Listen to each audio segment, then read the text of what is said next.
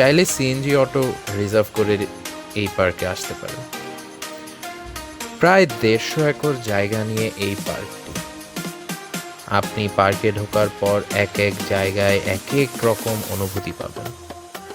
প্রতিটি জিনিসই যেন জীবন্ত। রয়েছে নানা প্রজাতির হাজার হাজার গাছ। পার্কটিতে নিরাপত্তা ব্যবস্থা বেশ ভালো, কোনো হকারের ঝামেলা নেই, একদম নিরিবিলি পরিবেশ।